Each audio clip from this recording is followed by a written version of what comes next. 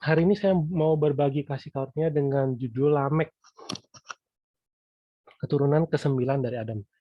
Nah, Lamek ini siapa sih? Lamek itu di Kejadian 5 dicatat anak dari Metusalah. Arti Metusalah itu adalah kalau dia mati, akhir zaman tiba. Nah, Lamek itu diperanakan Metusalah waktu dia berumur 187 tahun. Lamek. Nah, Lamek hidup sampai umurnya 777. Itu semua ada di Kejadian 5. Jadi Lamek mencapai umur 777 tahun lalu ia mati. Kalau kita bandingkan umur Lamek sama umur papanya, kalau papanya itu Metusala itu mencapai umur 969 tahun lalu ia mati. Kalau kita hitung, kita bandingin, kita bisa tahu kalau Lamek itu duluan mati dibanding papanya. 5 tahun duluan mati. Nah, di Kejadian 5 ayat 27, tentang Lamek disisipkan satu kalimat. Jadi di Kejadian 5 itu ada beberapa tokoh yang diberikan sisipan, diberikan keterangan tambahan. Adam, Set, Henok, sama Lamek ini. Dicatat seperti ini. Kejadian 5 ayat 28. Setelah Lamek hidup 182 tahun, ia memperanakan seorang anak laki-laki dan memberi nama Nuh kepadanya. Katanya anak ini akan memberi kepada kita penghiburan dalam pekerjaan kita yang penuh susah payah di tanah yang telah terkutuk oleh Tuhan. Ini keterangan tambahan, satu kalimat keterangan tambahan ya. Nah, kalau kita perhatikan keterangan tambahan sambil kita bandingin dengan tahun-tahun yang dicatat, kita bisa tahu tentang zaman kehidupan di zaman itu. Nah, kenapa kita perlu tahu kehidupan di zaman ini? Karena zaman ini itu zaman yang dijadikan perumpamaan oleh Yesus Kristus untuk menjelaskan tentang akhir. Untuk menjelaskan tentang akhir zaman, tentang kedatangan Tuhan kembali. Dicatat di Matius 24, sebab sebagaimana halnya pada zaman Nuh, demikian pula halnya kelak pada kedatangan Anak Manusia. Sebab sebagaimana mereka pada zaman sebelum air bah itu makan dan minum, kawin dan mengawinkan, sampai kepada hari Nuh masuk ke dalam bahtera, dan mereka tidak tahu akan sesuatu sebelum air bah itu datang dan melenyapkan mereka semua. Demikian pula lah halnya kelak pada kedatangan Anak Manusia. Nah, air bah itu kapan terjadi? Air bah itu terjadi ketika Nuh berumur 600 tahun. Di Kejadian 7 dicatatkan, Nuh berumur 600 tahun ketika air bah datang meliputi bumi. Nah, waktu kita bahas di pertemuan terakhir, kebanyakan orang fokus pada zaman ketika Nuh mulai membangun bahtera. Sedangkan kehidupan Nuh sebelum bangun bahtera itu jarang ada yang perhatikan. Padahal di sini kan ada rahasia besar.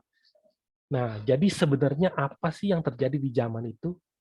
Seperti apa zaman itu? Itu ada bisa kita lihat dari keterangan tambahan. Nah, maka hari ini kita akan melihatnya dalam 4 poin. Yang pertama ya, di keterangan tambahan ditulis begini, di tanah yang telah terkutuk oleh Tuhan. Kata di tanah yang telah terkutuk oleh Tuhan, dari kalimat ini kita bisa sadar, itu zaman seperti apa. Yang pertama, ini zaman menerima pewarisan iman. Zaman menerima pewarisan iman. Dari mana Lamek tahu kalau tanah itu dikutuk Tuhan? Itu kan peristiwa yang terjadi ratusan tahun yang lalu di Taman Eden. Waktu itu cuma ada Allah, Adam dan Hawa sama ular. Tapi dari mana Lamek tahu? Artinya kisah pengutukan tanah itu disampaikan oleh Adam kepada keturunan-keturunannya.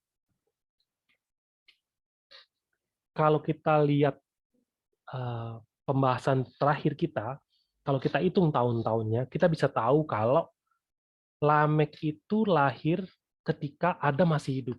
Bahkan mereka hidup semasa selama 56 tahun. Waktu Adam mati di umur 930, Lamek itu berumur 56 tahun. Nanti teman-teman bisa cek lagi di pembahasan yang minggu kemarin. Nah, jadi Lamek itu adalah salah satu dari entah berapa banyak keturunan Adam. Dari entah berapa banyak. Hanyalah salah satu. Jadi Lamek adalah salah satu dari sekian banyak yang menerima pewarisan iman yang sama. Kita nggak bisa tahu sebanyak apa keturunan Adam. Tapi banyak. Banyak sekali ya. Nah, hanya satu dari banyak. Tetapi di zaman ini, bukan cuma ada pewarisan iman dari Adam. Ada juga entah berapa banyak pengajaran atau hikmat yang berasal dari dunia ini. Jadi sementara manusia bertumbuh, pengajaran itu banyak. Orang-orang dunia juga punya hikmat, punya pengajaran. Dan akhirnya manusia-manusia yang hidup di zaman itu hidup sambil memilih-milih pengajaran. Tapi kebanyakan mereka membuka telinganya kepada pengajaran atau perkataan yang memuaskan telinga. Sehingga kalau di Perjanjian Baru, kejadian seperti itu diumpamakan orang-orang suka mendengarkan dongeng daripada mendengarkan kebenaran. Jadi ada kebenaran, tapi juga ada dongeng. Dari sekian banyak pengajaran, ada kebenaran, tapi kebanyakan dongeng. Dicatat di 2 Timotius 4 ayat 3-4, karena akan datang waktunya orang tidak dapat lagi menerima ajaran sehat, tetapi mereka akan mengumpulkan guru-guru menurut kehendaknya untuk memuaskan keinginan telinganya. Mereka akan memalingkan telinganya dari kebenaran dan membukanya bagi dongeng. Jadi di zaman itu ada pengajaran Adam yang merupakan kebenaran, tapi mereka memalingkan telinganya dan membuka telinganya bagi dongeng. Keturunan-keturunan Adam harusnya menguasai diri sambil berpartisipasi untuk ngapain? Untuk kembali memberitakan pengajaran-pengajaran Adam itu. Dicatat di 2 Timotius 4 ayat 5, tetapi kuasailah dirimu dalam segala hal. Sabarlah menderita, lakukanlah pekerjaan pemberita Injil, dan tunaikanlah tugas pelayananmu. Jadi, banyak orang tidak bisa menguasai diri. Tidak sabar menderita. Akhirnya mereka tidak melakukan pekerjaan pemberitaan Injil. Tapi, yang mereka terima, hal-hal dongeng.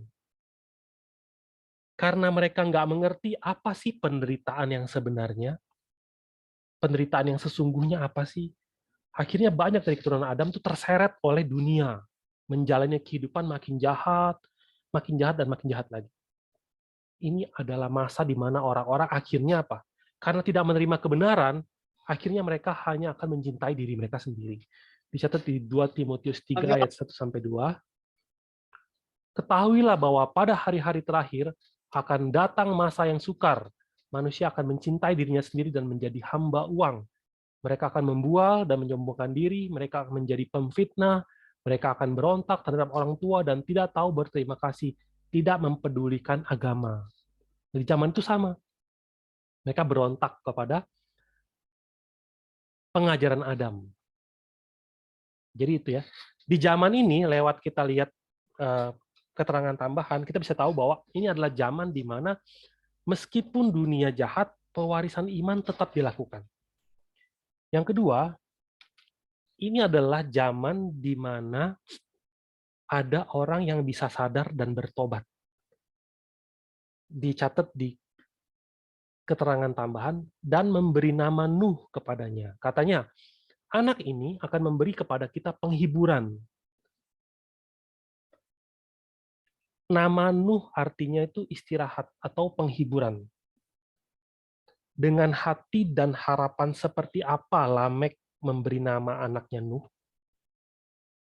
Kalau kita lihat kata anak ini akan memberi kepada kita penghiburan di tanah yang terkutuk oleh Tuhan, pencatatan ini menampakkan kepada kita bahwa bukan hanya Lamek mendengar peristiwa-peristiwa yang terjadi di Taman Eden, bukan cuma dia belajar tentang peristiwa di Taman Eden, tetapi Lamek sepenuhnya sadar tentang kenyataan kejatuhan, sehingga dia benar-benar mengharapkan pemulihan. Dia bukan menganggap cerita kejatuhan kakek Adam itu adalah cerita kakek Adam zaman dulu. Oh, itu kan zamannya kakek Adam dulu. Nggak ada hubungannya sama aku. Bukan. Dia belajar, dia mendengar, tapi dia bisa mengerti tentang kejatuhan dan bisa benar-benar mengharapkan pemulihan. Kita pun hari ini, ketika kita belajar Alkitab, kita baca Alkitab, kita harus benar-benar sadar tentang apa yang dicoba untuk sampaikan kepada kita. Kalau misalnya kita belajar tentang kejatuhan Adam, apakah kita bisa benar-benar sadar tentang kejatuhan? Kalau kita nggak sadar tentang kejatuhan, kita akan baca kisah Adam itu sebagai kisah yang zaman dulu. Tetapi ketika kita sadar tentang kejatuhan, baru kita bisa benar-benar mengharapkan pemulihan. Nah, dari penamaan Nuh, artinya istirahat, penghibur, kita dapat mengetahui ada teriakan kepedihan dari Lamek. Lamek benar-benar menantikan suatu penghiburan dalam susah payahnya saat bekerja di bumi. Beberapa hal kita akan pikirin ya, mengenai susah payah ini. Menurut Lamek, penghiburan atau istirahat apa yang ia cari? Karena penghiburan atau istirahat itu banyak macam kan. Yang dia cari itu yang seperti apa? Atau pekerjaan apa sih yang Lamek lakukan sehingga dia berasa begitu menderita? Atau susah payah yang seperti apa yang begitu melelahkan dia sampai dia punya anak, aku kasih nama Nuh. Tanah terkutuk, capek banget. Atau apa itu tanah yang terkutuk oleh Allah? Kita akan kaji ini sama-sama ya. Nah, kalau kita lihat Alkitab secara luar, artinya secara luar saja, kita dapat simpulkan bahwa Lamek mengalami kelelahan itu berhubungan dengan susahnya kehidupan Lamek, susahnya menjalani hidup. Misalnya, susah mencari rezeki. Maka ketika Lamek punya anak, dia sungguh berharap anak ini dapat memberikan penghiburan. Artinya apa? Bisa membantu meringankan pekerjaannya. Kan kalau zaman dulu kan kehidupan tradisional, kebanyakan kan peternak atau petani. Dibutuhkan sumber daya manusia yang banyak. Maka ada banyak ungkapan, banyak anak, banyak rezeki. Gitu. Jadi kalau makin banyak anaknya, nanti suatu saat pertaniannya bisa makin besar. Bisa seperti itu. Nah, kalau kita bandingkan dengan kehidupan kita hari ini, kehidupan kita hari ini tuh juga melelahkan. Sama melelahkan, bahkan mungkin lebih melelahkan. Kita mungkin nggak bertani, tapi kita ada banyak pekerjaan lain kan. Tapi apapun itu, saya percaya semua usaha yang kita lakukan itu pasti berjerih payah. Kita mencurahkan hati kita mencurahkan tenaga kita, pikiran kita, bahkan waktu kita. Nah, ada kalanya apa yang kita usahakan, hasilnya itu nggak sebanding. Kalau ada hasilnya sedikit pun syukur kan, kadang-kadang tuh nggak menghasilkan. Atau kita sudah berjuang lama, tiba-tiba hasilnya hilang. Bukannya bertumbuh, malah hilang. Ketika apa yang kita usahakan tidak memberikan hasil yang baik, apakah itu termasuk hal yang melelahkan? Betul kan? Itu juga termasuk hal yang melelahkan kan? Itu juga adalah hal yang melelahkan. Makanya pasti kita berdoa, memohon kepada Allah untuk apa? Diberikan penghiburan. Tapi kita akan lihat ini dari hati yang lebih dalam. Arti dari tanah dikutuk Allah. Tanah itu banyak jenis. Ketika Yesus Kristus datang, dia memberikan banyak perumpamaan tentang tanah. Contohnya di Lukas 8, ayat 5-8, sama 11-15. Tapi teman-teman bisa baca. Di sini Yesus memberikan perumpamaan tentang benih dan tanah. Itu ada benih yang ditabur di tanah yang baik, di tanah yang berbatu, tanah yang bersemak duri, macam-macam. Nah, dalam perumpamaan ini Yesus menjelaskan bahwa benih adalah firman Tuhan. Tanah itu ngomongin hati. Seperti benih diberikan untuk tanah dan diharapkan nanti bertumbuh dan berbuah, demikian pula firman Tuhan diberikan kepada manusia untuk masuk ke dalam hati manusia sehingga bertumbuh dan berbuah. Ketika Allah berfirman kepada Adam, tanah hati Adam itu kan diberikan firman. Nah, Allah mengharapkan firman itu bertumbuh dan menghasilkan buah. Tetapi di Taman Eden, Adam mendengarkan firman yang lain atau benih yang lain. Benih itu kemudian tertanam dalam hatinya dan menghasilkan buah apa? Ketidaktaatan. Jadi Tuhan memberikan benih, ular pun memberikan benih. Atau kalau kita lihat di Kejadian 3 ayat 17, lalu firman-Nya kepada manusia itu, karena engkau mendengarkan perkataan istrimu dan memakan dari buah pohon yang telah kuperintahkan kepadamu, jangan makan daripadanya, maka terkutuklah tanah karena engkau. Dengan bersusah payah engkau akan mencari rezekimu dari tanah seumur hidupmu. Tanah terkutuk karena apa? Karena engkau mendengarkan perkataan istrimu dan memakan dari buah pohon yang telah kuperintahkan kepadamu, jangan makan. Hasilnya apa? Semak duri dan rumput duri yang akan dihasilkannya bagimu, dan tumbuh-tumbuhan di padang akan menjadi makananmu. Kata maka terkutuklah tanah karena engkau, kalau di terjemahan lain, curse is the ground for your sake, demi kebaikanmu. Akhirnya tanah itu terkutuk. Tanah itu Allah kutuk. Kenapa? Karena hati yang diisi oleh perkataan ular, itu menjadi tanah yang terkutuk. Hasilnya tuh pasti cuma semak duri.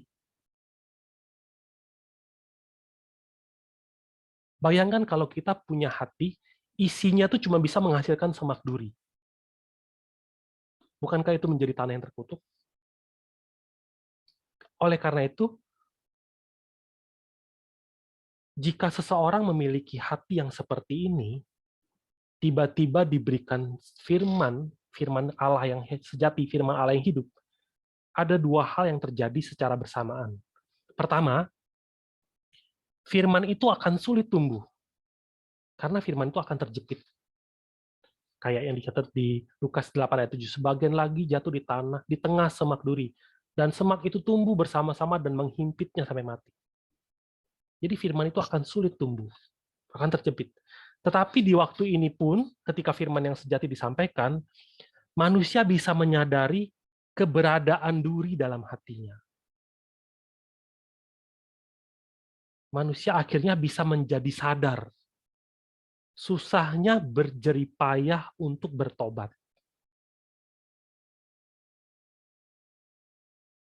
Sejak Adam terus hidup, Set, Enos, terus sampai kepada Lamek, ketika bapak-bapak leluhur iman menjalani kehidupan mereka sambil mencocokkan diri dengan firman Tuhan, bukankah mereka menyadari keadaan hati mereka? Wah, hatiku ternyata penuh dengan semak duri. Ini hati yang terkutuk ini. Setiap kali mereka mencoba melakukan firman Tuhan, gagal. Akhirnya apa? Kehidupan yang mereka jalani itu begitu melelahkan. Akhirnya mereka benar-benar mengeluh. Yang mereka keluhkan apa? Mereka menantikan seorang penghibur. Di Taman Eden, Allah memberikan jalan keselamatan lewat keturunan perempuan. Kan di Kejadian 3 ayat 15. Janji pertama tentang Kristus. Proto-Injil, istilah teologinya. Nanti keturunan perempuan ini akan datang dan memusnahkan secara total sumber dosa. Dia akan meremukkan kepala ular. Nah, sama seperti Adam, Lamek, keturunan ke-9, sama menantikan penghibur. Penghibur yang benar-benar dapat memberikan penghiburan yang sejati. Memberikan istirahat yang sejati. Penghibur yang dapat memberikan istirahat pada tanah hati yang terus-menerus menghasilkan semak duri. Itulah istirahat yang sejati.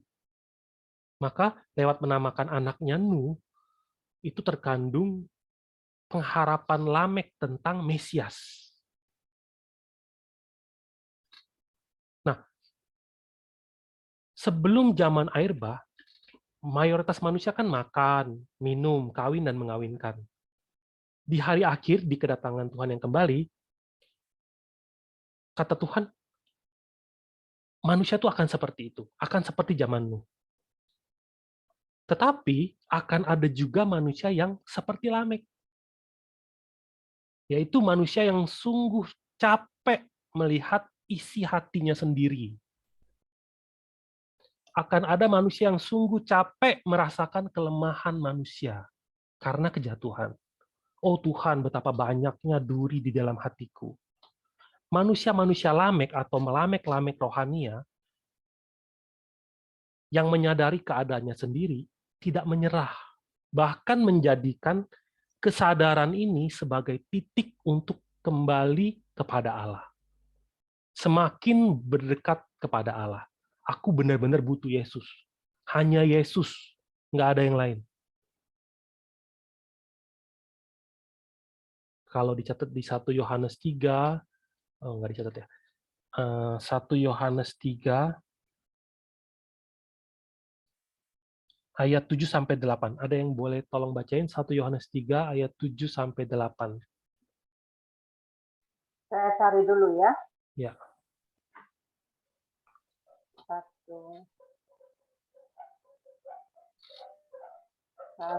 Yohanes 3 ayat 7-8. Berbunyi demikian.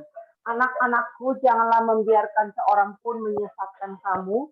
Barang siapa yang berbuat kebenaran adalah benar, sama seperti Kristus adalah benar. Barang siapa yang tetap berbuat dosa berasal dari iblis, sebab iblis berbuat dosa dari mulanya. Untuk inilah anak-anak Allah menyatakan dirinya, yaitu supaya ia membinasakan perbuatan-perbuatan iblis itu.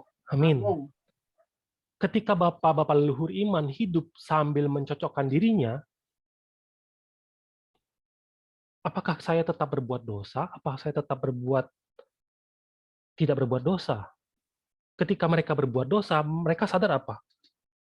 Yang kelahir dari tubuhku, yang lahir dari hatiku itu semua duri, semak duri. Maka lamek-lamek rohani adalah orang-orang yang bagaimana? Orang-orang yang mempunyai hati nurani yang bersih, yang dapat dengan jujur mengakui dan bertobat. Mereka dapat mengakui dan bertobat bahwa kehidupan yang melelahkan itu tidak pernah disebabkan oleh orang lain. Bukan karena orang lain, nggak pernah orang lain. Tetapi karena dosa diri sendiri. Di buku 1, penulis tekankan itu. Manusia Lamek adalah orang-orang yang sadar. Apapun yang terjadi di dunia ini, itu semua karena dosa pribadi kita sendiri-sendiri. Sementara keturunan Lamek yang lain bagaimana? Adik-adiknya. Adik-adik Lamek atau adik-adik Nuh. Meskipun mereka dididik dalam iman yang sama, mereka tidak tertarik akan pekerjaan membangun bahtera ataupun masuk ke dalamnya. Mereka itu termasuk dalam golongan yang makan, minum, kawin, mengawinkan. Mereka nggak tahu kenapa air bah itu datang. Dan kenapa air bah itu menyelenyapkan mereka semua. Itu adalah orang-orang yang hanya membanggakan hal-hal luar. Tidak tertarik akan hal-hal yang ada di dalam hati. Tidak tertarik pada firman. Tidak tertarik pada buah yang akan dihasilkan lewat firman. Nah, bagi mereka, nabi-nabi berfirman seperti kayak di Hosea. Menaburlah bagimu sesuai dengan keadilan. Menuailah menurut kasih setia. Bukalah bagimu tanah baru. Sebab sudah waktunya untuk mencari Tuhan sampai Ia datang dan menghujani kamu dengan keadilan. Semoga bagi kita hari ini pun, kita sungguh-sungguh berdoa apa? Allah, jadikanlah hatiku tahir. Kayak di Mazmur. Mazmur Daud tulisnya apa? Mazmur 51 kalau Indonesia ayat 12. Jadikanlah hatiku tahir, ya Allah, dan perbaharuilah batinku dengan roh yang teguh. Kalau Inggrisnya, create in me a pure heart. Create itu ya, dari sesuatu yang nggak ada, jadi ada. Create in me. Itu yang kedua. Yang ketiga, seperti apakah zaman ini? Ini adalah zaman di mana buah dari iman akan tampak.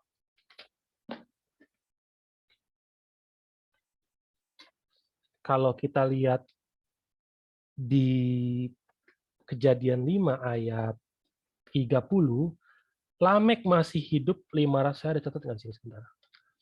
Lamek, saya bacain ya, Kejadian 5 ayat 30. Dan Lamek masih hidup 595 tahun setelah ia memperanakan Nuh, dan ia memperanakan anak lelaki dan perempuan. Jadi Lamek mencapai umur 777 tahun lalu ia mati. Alkitab mencatat Lamek hidup sampai umur 777 tahun, kemudian ia mati. Alkitab juga catat 595 tahun terakhir kehidupannya setelah memperanakan Nuh adalah memperanakan anak laki-laki dan perempuan. Anak-anak laki-laki dan perempuan. Dan kalau kita hitung, Lamek itu mati 5 tahun sebelum air bah. Nah, 595 tahun kehidupan Lamek ini setelah memperanakan Nuh itu ya bagaimana? 595 tahun ini adalah kehidupan yang sambil melihat ayahnya, Metusalah, kalau mati akhir zaman. Itu selama 595 tahun. Kemudian melihat anaknya Nuh, yang artinya penghibur. Penghibur di tanah yang terkutuk oleh Allah. Apakah 595 tahun ini Lamek hanya akan menjadi orang yang makan, minum, kawin, dan mengawinkan? Nggak mungkin. Kenapa? Karena kita bisa tahu lewat Nuh. Pertanyaannya, dengan apa? Dengan apakah Nuh bisa membangun bahtera? Kenapa Nuh bisa bangun bahtera? Kalau dicatat di Kejadian 6 ayat 8, dicatat begini, tetapi Nuh mendapat kasih karunia di mata Tuhan. Ini kalimat yang begitu susah untuk dimengerti. Tetapi Nuh mendapat kasih karunia di mata Tuhan. Kalau kita mengacu kepada catatan di Efesus 2 ayat 8, sebab karena kasih karunia kamu diselamatkan oleh iman. Itu bukan hasil usahamu, tetapi pemberian Allah. Itu bukan hasil pekerjaanmu. Jangan ada orang yang memegahkan diri. Manusia diselamatkan karena iman. Itu pun bukan hasil usaha, tapi pemberian Allah. Kalau begitu, Nuh mendapat kasih karunia di mata Tuhan, artinya apa? Apa yang Nuh dapatkan? Nuh mendapat kasih karunia, artinya Nuh mendapatkan iman. Nuh sendiri mendapat iman. Kalau begitu, bagaimana caranya kita bisa dapat iman? Kalau dicatat di Titus 2 ayat 11-12, karena kasih karunia Allah yang menyelamatkan semua manusia sudah nyata. Karena kasih karunia Allah yang menyelamatkan semua manusia sudah nyata. Ia mendidik kita supaya kita meninggalkan kefasikan dan keinginan-keinginan duniawi, dan supaya kita hidup bijaksana, adil, dan beribadah di dalam dunia sekarang ini. Jadi kasih karunia itu tidak seperti yang saya pikir zaman-zaman dulu. Oh, Tuhan lihat, oh ini anak ya, aku mau memberikan kasih karunia. Langsung otomatis dapat kasih karunia.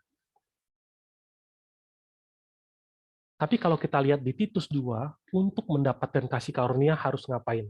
Ayat 12, ia mendidik. Maka apa artinya Nuh mendapat kasih karunia? Nuh pun dididik. Sehingga Nuh bisa apa? Meninggalkan kefasikan, meninggalkan keinginan-keinginan duniawi, supaya Nuh bisa hidup bijaksana, adil, bahkan beribadah di zamannya. Memang simpel. Kalimat itu kayak disingkat, tetapi Nuh mendapat kasih karunia di mata Tuhan. Abraham pun mendapat kasih karunia di mata Tuhan. Tapi tentang Abraham, dicatat dari pasal 12 sampai pasal 30-an.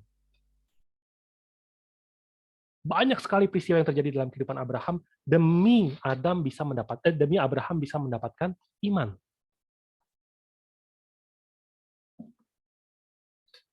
Setelah Nuh mendapat kasih karunia, setelah Nuh banyak sekali hal yang diberikan Allah kepada Nuh,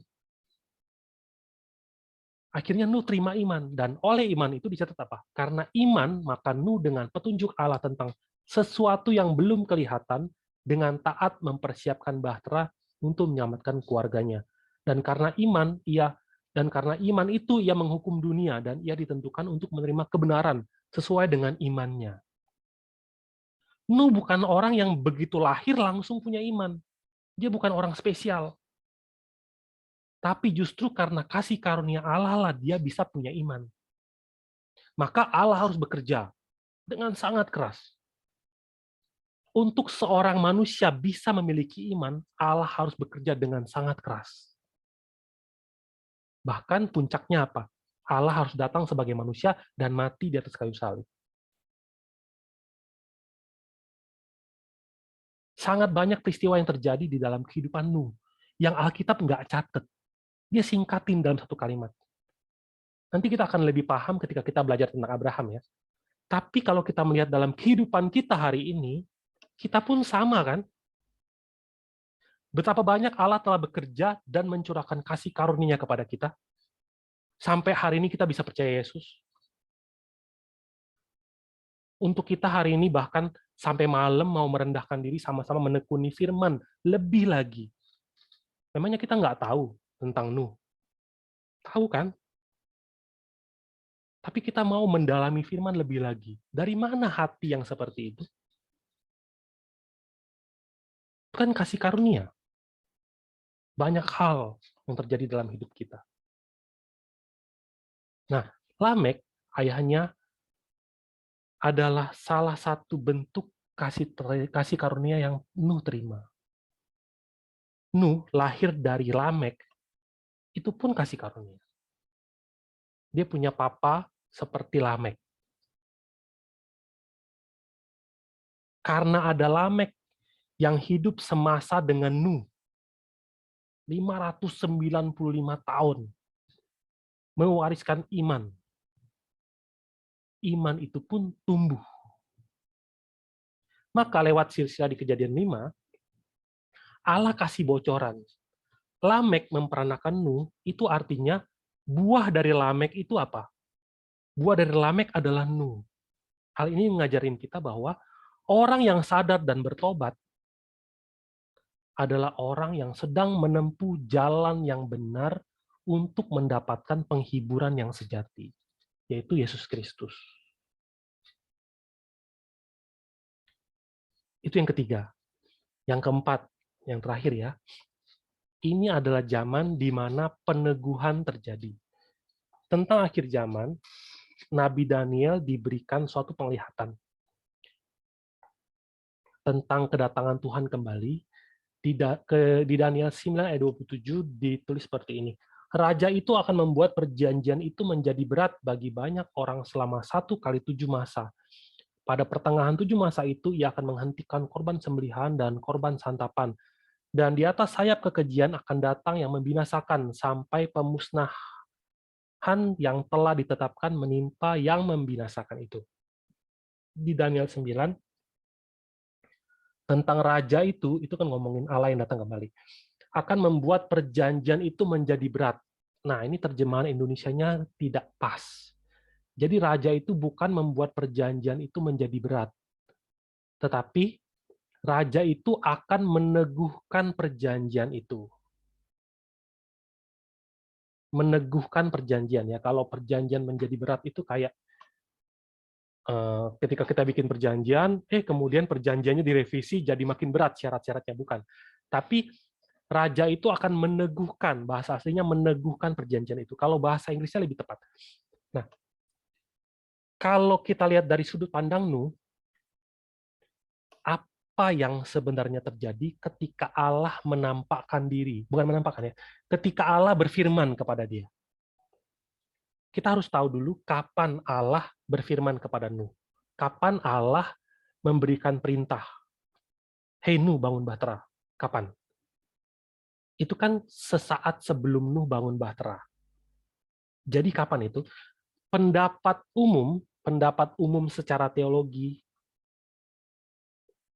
Allah memberikan perintah itu ketika Nuh berusia 480 tahun. Dari mana pandangan ini? Dari Kejadian 6 ayat 3. Berfirmanlah Tuhan, rohku tidak akan selama-lamanya tinggal di dalam manusia. Karena manusia itu adalah daging, tetapi umurnya akan 120 tahun saja. Jadi 120 tahun itu adalah waktu untuk membangun bahtera. Pendapat umum seperti ini. Jadi Nuh itu dikasih perintah itu waktu umurnya 480. Tapi 408 Nuh itu nggak bangun di umur 480. 120 tahun yang dicatat di Kejadian 6 ayat 3 itu ngomongin apa sih? 120 tahun itu tuh sebenarnya ngomongin tentang umur manusia yang diperpendek. Ada banyak perpendekan perpendekan umur karena ketidakpercayaan. Nanti kita akan bahas ini. Kenapa Adam dari yang zaman Adam itu dari yang 1000 tahunan ya 900 tahunan, terus lama-lama turun jadi 400 tahun, lama-lama turun lagi, turun lagi, turun lagi. Nah, 120 tahun ini menunjuk pada rentang umur manusia yang diperpendek karena dosa. Yang kedua, 120 tahun itu adalah waktu kelonggaran. Waktu Allah melonggarkan penghakiman. Jadi bukanlah waktu di mana Nuh bangun bahtera. Jadi kapan tepatnya Nuh mendapat perintah itu? Nah, kita harus tahu isi perintahnya. Isi perintahnya di Kejadian 6 ayat 18. Tetapi dengan engkau, aku akan mengadakan perjanjianku, dan engkau akan masuk ke dalam bahtera itu, engkau bersama-sama dengan anak-anakmu, dan istrimu, dan istri anak-anakmu. Ketika perintah ini diberikan, perintah ini jelas-jelas menyatakan bahwa Nuh bersama dengan anak-anaknya dan menantunya. Berarti apa? Berartinya ketika semua anak Nuh berarti sudah cukup dewasa dan sudah menikah. Sehingga mereka bisa ditulis memiliki istri kan. Nah, jadi waktu poin perintah ini diberikan adalah perintah ketika anak-anaknya bahkan sudah menikah. Yang kedua, bahtera itu selesai kan pasti sebelum air bah kan. Kejadian 7 ayat 11. Pada waktu umur Nuh 600 tahun, pada bulan yang kedua, pada hari yang ke-17. Pada hari itulah terbelah segala mata air samudra raya yang dahsyat dan terbukalah tingkap-tingkap di langit. Nah, Kejadian 7 ayat 11 mencatat tanggal air bah mulai. 7 hari sebelumnya, tanggal 10 bulan 2, dicatat di Kejadian 7 ayat 1 dan 4. Lalu berfirmanlah Tuhan kepada Nuh, masuklah ke dalam bahtera itu, engkau dan seisi rumahmu, sebab engkaulah yang kulihat benar di hadapanku di antara orang-orang zaman ini. Sebab 7 hari lagi aku akan menurunkan hujan ke atas bumi, 40 hari 40 malam lamanya. Dan aku akan menghapuskan dari muka bumi segala yang ada yang kujadikan itu. Nah, jadi pastilah bahtera itu sudah selesai sebelum tanggal 10 bulan 2 tahun umur Nuh 600. Ya kan? Nah, jadi kalau kita mau hitung, tanggal 10 bulan 7 tahun 600 itu air bah, itu bahteranya pasti sudah selesai. Paling telat di segitu. Karena apa? Dia disuruh masuk di tanggal itu. Dan perintah bangun bahtera itu diberikan ketika anak-anak Nuh sudah memiliki istri. Karena dia punya 3 anak, ya kira-kira anak ketiga umur 17 tahun menikah, kita bisa kira-kira. Jadi antara 520 tahun sampai 530 tahun umur Nuh. Kalau anak-anaknya cepat menikah, berarti umur Nuh 520. Kalau anak-anaknya telat menikah, ya kira-kira 530 tahun. Berarti jangka waktu pembangunan bahtera itu cuma 70 sampai 80 tahun. Nah, tapi bukan itu yang kita mau lihat. Yang kita mau lihat tuh ini. Kita bayangin ya, sejauh ini bagaimana kehidupanmu? Sampai umur 520 atau 530 tahun, Nuh selalu hidup menerima pewarisan iman. Oh, kalau kakek mati, kalau kakek Metusala mati, itu akhir zaman. Oh, kakek buyutku si Henok itu ubah. Kenapa dia bisa ubah? Karena dia hidup berjalan bersama dengan Allah. Aku sendiri dinamai Nuh, kenapa? Karena Papaku berharap tentang penghibur. Oh, tentang Mesias, anak yang dijanjikan Tuhan. Nah, ini semua apa? Ini semua kehidupan Nuh. Sambil dia hidup, sambil dia bertemu dengan bapak-bapak leluhur iman, ini semua yang dia pelajari. Semua hal ini tidak kelihatan. Nah, selama 520 tahun dan 530 tahun, Nuh tuh juga bukan orang buta kan. Dia bisa lihat dunia itu sedang ngapain sekarang. Adik-adiknya lagi ngapain, paman-pamannya lagi ngapain. Dan dunia pasti juga sedang menawarkan cara hidup yang berbeda. Cara hidup yang berbeda dari apa yang dia pelajarin. Tetapi mengenai Nuh sebelum Allah berfirman langsung kepadanya, ini sebelum ya, Alkitab catat seperti ini. Inilah riwayat Nuh. Nuh adalah seorang yang benar dan tidak bercela di antara orang-orang sezamannya. Dan Nuh itu hidup bergaul dengan Allah.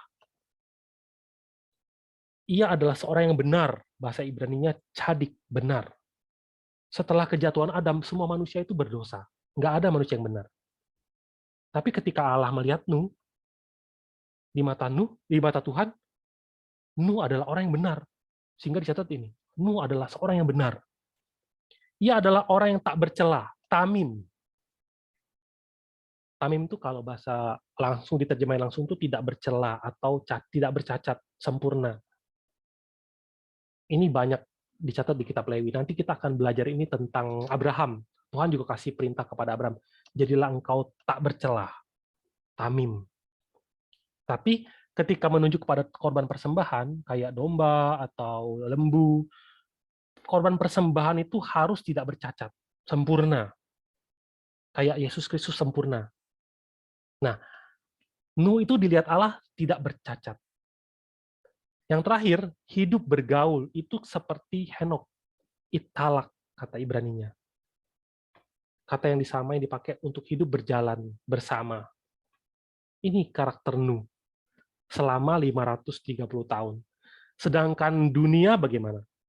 Dunia itu rusak. Syahat bahasa Ibraninya. Artinya tuh membusuk atau siap untuk dihancurkan. Korup. Kejadian 6 ayat 11, adapun bumi itu telah rusak di hadapan Allah dan penuh dengan kekerasan. Allah menilik bumi itu dan sungguhlah rusak benar, sebab semua manusia menjalankan hidup yang rusak di bumi. Jadi kalau kita lihat bumi penuh dengan kekerasan, kata Ibraninya itu Hamas. Itu yang menunjuk kepada Hamas itu kayak pelanggaran hukum, atau orang-orang yang melakukan kekerasan, atau orang-orang yang melakukan kejahatan. Telah rusak. Jadi awalnya itu belum rusak. Awalnya itu baik. Terus lama-lama, dalam hal akhlaknya, perbuatannya, itu terjadi penurunan. Akhirnya rusak. Bumi telah rusak. Dari awalnya baik-baik, lama-lama rusak. Ada penurunan ya. Nah, kekerasan itu adalah kalau kita lihat secara bahasa Ibraninya, itu kalau misal kita pengen sesuatu ya, terus orang itu nggak mau kasih. Kalau kamu nggak mau kasih, aku akan menggunakan kekerasan untuk mengambil apa yang saya mau itu. Nah, itu zaman yang seperti itu, kekerasan seperti ini.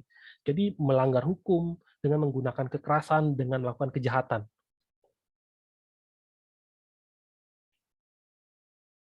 Jadi dunia ini sangat bertolak belakang dengan Nuh. Sangat bertolak belakang. Tapi meski bertumbuh di zaman yang seperti ini, Nuh hidup sambil mengikuti firman. Dia mengikuti Allah yang tidak kelihatan. Apakah di dalam 520 tahun, 530 tahun hidup ini, dia nggak pernah ada keraguan? Apakah nggak pernah pikir, aku salah nggak ya? Atau papa salah nggak ya? Atau kakek salah nggak ya? Atau salah dengar nggak ya? Yang lain orang-orang hidup biasa aja tuh, nggak kayak kita. 520 tahun, 530 tahun hidup seperti ini. Lalu pada suatu hari, tiba-tiba Allah berfirman secara langsung. Bayangin nggak? Suatu hari, jadi bukan umur 10 tahun, bukan umur 20 tahun, bukan umur 30 tahun. Setelah 520 tahun atau 530 tahun hidup hanya mendengar tentang Allah. Kali ini Allah langsung kasih perintah. Kamu bikin bahtera karena aku akan menghancurkan dunia ini.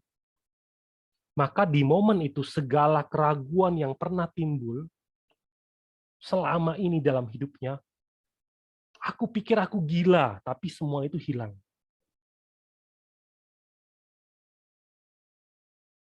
Jadi ketika Allah berfirman pada dirinya, seluruh pengajaran yang ia terima selama ini itu menjadi kokoh. Inilah peneguhan, zaman peneguhan.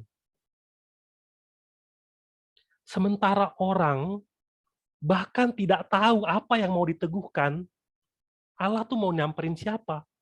Siapa yang bisa kuteguhkan? Cuma Nuh.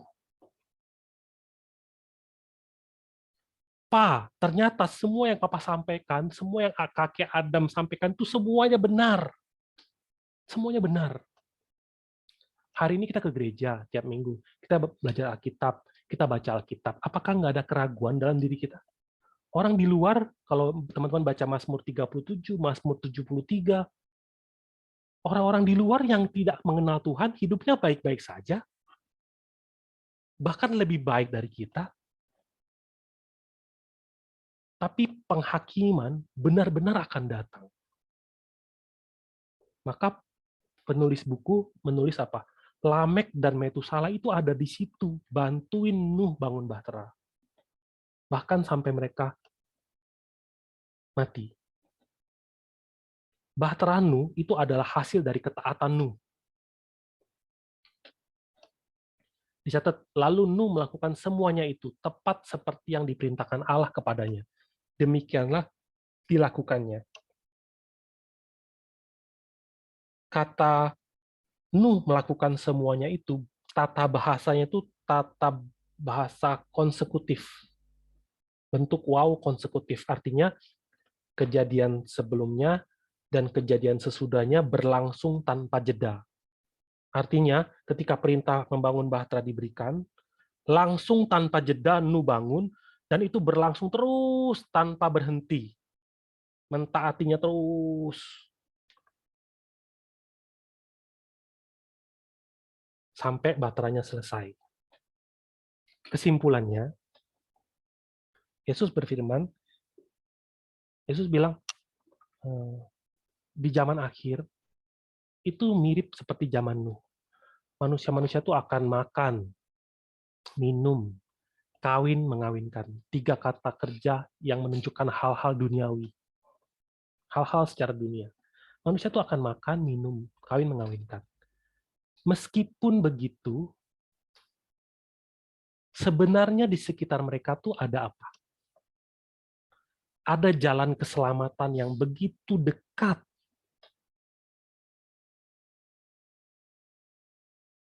Kan Nuh memberitakan kebenaran di zaman itu. Sehingga seandainya mereka melihat Nuh, pengen tahu apa yang sedang Nuh lakukan, belajar, ikut campur, mereka bisa selamat. Tapi tidak. Jadi ketika mereka makan, minum, kawin mengawinkan, di akhir zaman seperti itu. Manusia itu akan seperti itu. Sementara dunia akan menjadi jahat, di akhir zaman, itu pun tetap adalah zaman di mana iman tetap diwariskan. Di dunia ini, semua orang sedang sibuk. Semua orang sedang sibuk dengan agendanya masing-masing. Tetapi tanpa diketahui, iman tetap diwariskan. Dan di akhir zaman, banyak orang yang akan apa? Sadar dan bertobat setelah menerima pewarisan iman itu. Bahkan bukan saja mereka sadar dan bertobat, buah-buah iman mereka tuh akan tampak. Sampai kapan? Sampai peneguhan terjadi. Ketika peneguhan terjadi, segala sesuatu yang kita pelajarin sejauh ini bukan lagi suatu bayang-bayang, melainkan apa? suatu kebenaran yang benar-benar tidak bisa dicuri oleh siapapun. Saya berdoa semoga kita semua yang hari ini tetap bersemangat mempelajari sejarah penebusan, kiranya kita dapat menerima peneguhan yang terjadi di akhir zaman, sehingga kita dapat bersama-sama ambil bagian dalam kedatangan Tuhan kembali. Ini dulu yang pembahasan kita hari ini, sampai sini dulu. Ada yang mau ditanyakan nggak?